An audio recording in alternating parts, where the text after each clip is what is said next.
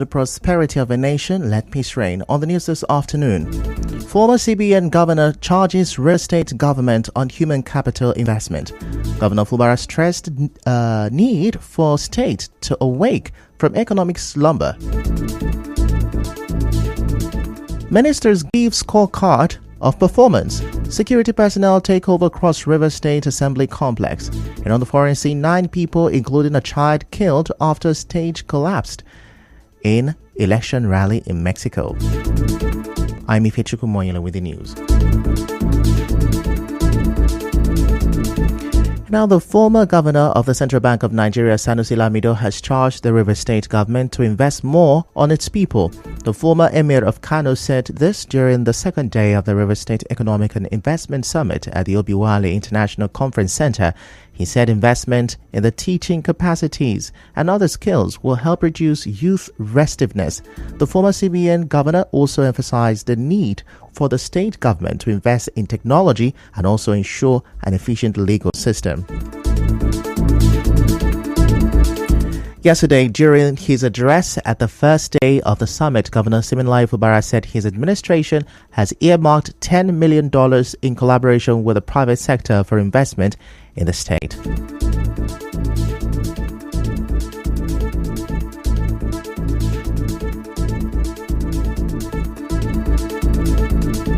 Open discussion with an Israeli company in developing our huge agricultural potential have earmarked about $10 million project for this fiscal year. Last week, the State Executive Council approved a proposal by Rainbow Heritage Group to build a new port city in the state. We have also concluded an arrangement for a $10 million mangrove forest conservation and carbon capture project under private-public partnership. Governor Fubara also highlighted other areas where investors can leverage. According to what was said, that priority will be given to shop owners. I am aware that since this form has been flying, the phase 1 that already exists in the market, they have been coming to get the same form. Now these people are coming and they are giving priority. Now they said in the committee we will all go together and we'll check and then we'll allocate. Apologies for that mix-up right there.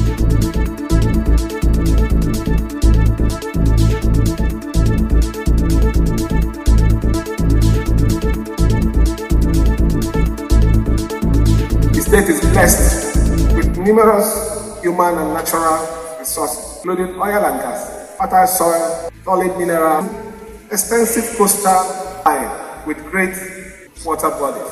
The state is the center point of the oil and gas industry in West Africa. We account for over 40% of crude oil production onshore in the country and 100% of liquefied gas that the country has. In his remarks, the chairman of the summit, former governor of Cross River State, Donald Duke, urged the River State government to ensure that the recommendations of the summit are implemented. The treasure base of the nation. We've got to make this treasure work for all of us. That is the challenge of this summit. So this conference is so apt at a time where the nation is seemingly losing her economic grip. If you get it right, Your Excellency, you'll be encouraging others to do the same.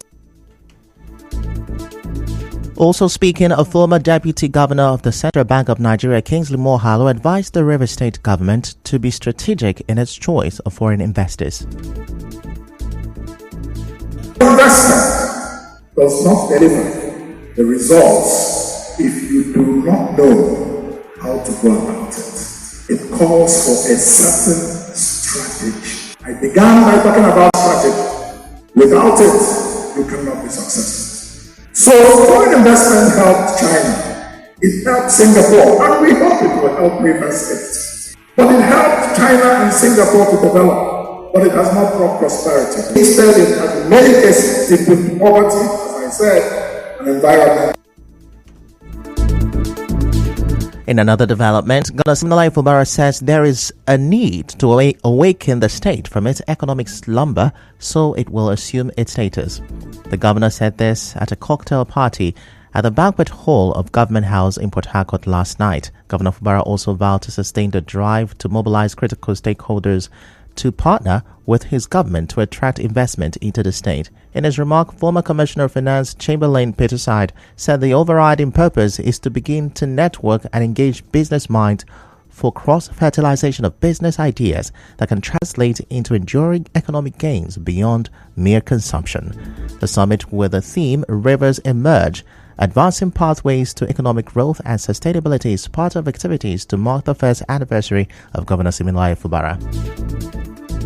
Moving on, as many await the portfolios of the 8 newly sworn-in commissioners in Rivers State, some residents of Port Harcourt are calling on the commissioners to work effectively for the interests of Rivers people. They spoke to our correspondent. They should keep this politics of a thing aside. As the governor has always said, they should put the people of Rivers State first. So for the commissioners, I expect them to ensure that one of their primary goals is to lift the state far higher than where it was. But yesterday, when I look at the 8 commissioners being assigned to their various duties, I was so excited. They don't need to see the gap between where they're coming from or what brought their emergence. They need to prove that they have something to offer. Because what the people of Rivers State want is good governance. Also, lecturer Mark Ogoro called on the commissioners to tackle flooding in the state.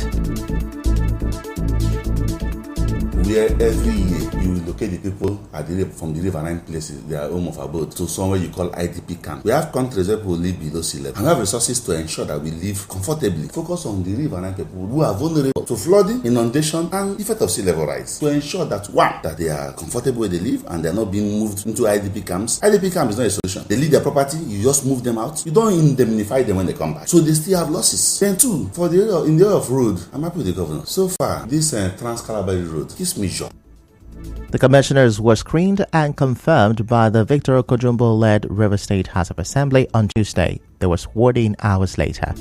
In other news, the Tripartite Committee on the new minimum wage has adjourned until next Tuesday, May 28, to continue deliberation. Now, this is after Wednesday's meeting in Abuja ended in a deadlock again. The federal government, the organized private sector and organized labor failed to reach a consensus on the new minimum wage at yesterday's meeting. Reports say organized labor is now proposing 497,000 naira after they again rejected the government and the private sector's proposed 57,000 naira as the new minimum wage. Edo State Governor Godwin Obaseki and his Imo State counterpart Hope Uzodinma were set to be present, while Anambra State Governor Charles Soludo joined the meeting via Zoom. Away from that, some candidates for the ongoing West Africa Senior Secondary Certificate examination in Rivers State say their schools make them pay between 3,000 and 5,000 naira for each subject they write. The students said the illegal payments are sometimes enforced by schools to settle the exam supervisors or invigilators.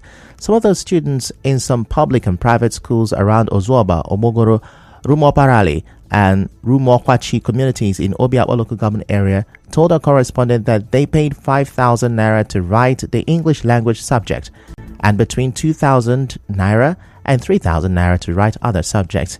Others said they did not pay and were still allowed to write.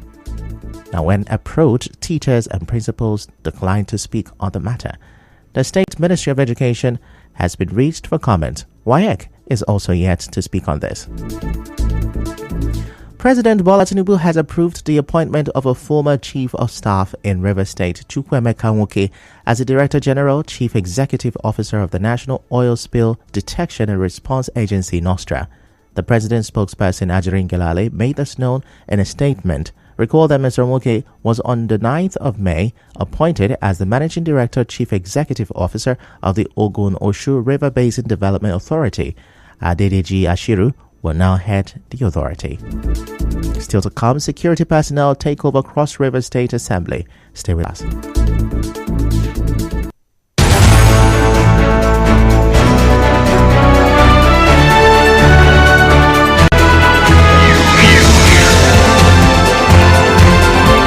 This is the news on 92.3 Nigeria Info.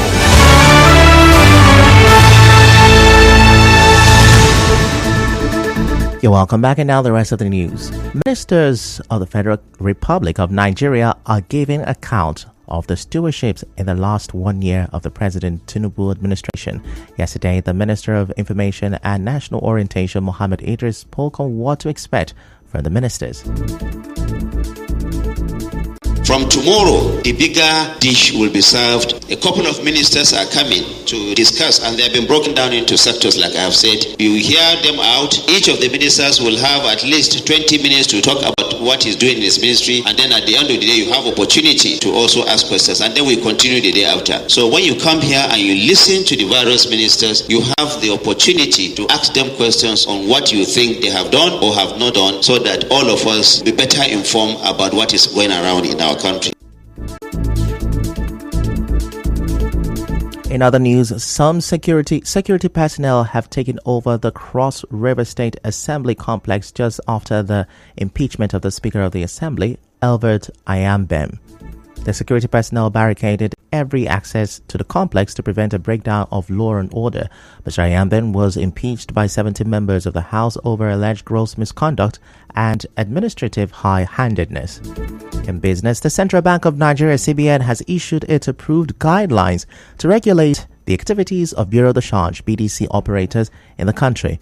In its new circular released yesterday, the minimum capital base for Tier 1 BDCs is 2 billion naira, while that of Tier 1 is set at 500 million naira. Also, the mandatory caution deposit of 200 million naira for Tier 1 BDC license holders was removed, while the 50 million naira for Tier 2 license holders was waived.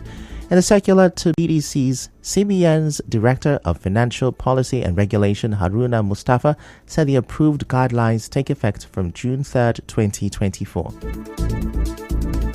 In entertainment, the president of the Actors Guild of Nigeria, Emeka Rollas, says he will be meeting with members of the association to come up with a collective stand on the directive by the federal government to stop money rituals, smoking, and crime scenes in Nigerian movies. Mr. Rollas said this after the executive director of the National Film and Video Censors Board, Shaibu Hussaini, said the federal government has banned such scenes in movies.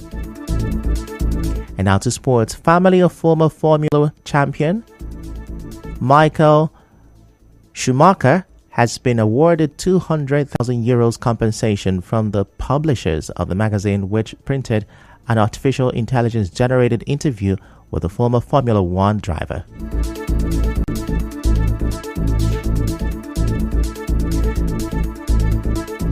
And now, we'll bring you news from around the world.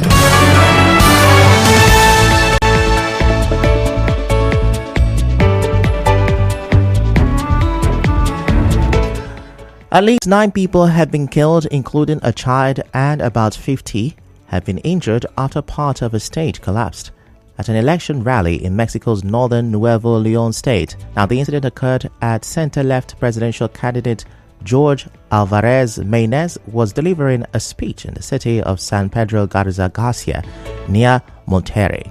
Mr. Maynez was uninjured in the collapse, but some of his team members were hurt.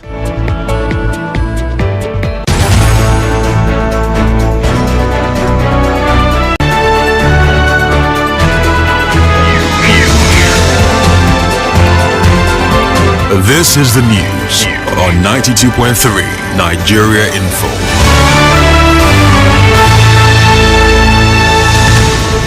That's a wrap on the news this afternoon. Before we go, let's have a look at the major stories. Former CBN Governor Sanusi Lamido has charged the River State government to invest more on human capital. River State government has congratulated Mohammed Sanusi II on his reinstatement as Emir of Kano. Ministers are now giving their scorecards of performance. Security personnel have taken over the Cross River State Assembly complex. And on the foreign scene, 9 people, including a child, have been killed after stage collapse in election rally in Mexico. The news was edited by Onyeka Chinwosu. To reach the news team, send an SMS on WhatsApp to 0808-721-7215. I'm Ifechukwu Monyele. Many thanks for listening.